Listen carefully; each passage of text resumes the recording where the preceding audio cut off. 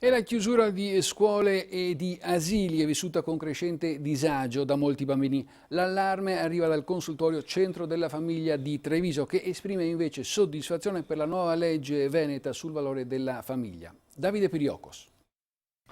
Bene il voucher da 1.200 euro per la babysitter, ma ai bambini serve la scuola. Lo stanno dicendo in molti, educatori in primis, lo ribadisce il consultorio Centro della Famiglia di Treviso. La socialità non si può confinare dietro lo schermo di un tablet. L'aspetto educativo, relazionale della crescita dei figli è armonioso e non può eludere l'aspetto delle relazioni, quindi dei centri estivi in questo momento, o della ripresa in un modo o nell'altro della scuola a settembre. Alcuni bambini accusano più di altri le restrizioni da lockdown.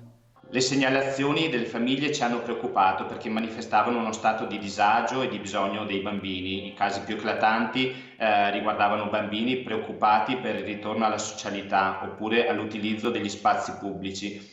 Intanto il Consiglio regionale del Veneto ha approvato all'unanimità una legge sulla famiglia. Ci sono 10 milioni sul piatto pronti per essere investiti per la famiglia come risorsa, come investimento. Ci sono strumenti economici per permettere l'accesso ai nidi gratuiti, ci sono strumenti economici per supportare la gravidanza in un'epoca in cui l'Italia e il Veneto anche vivono un inverno demografico profondo. Altra novità importante, il fattore famiglia entra nel calcolo dell'indice ISEE.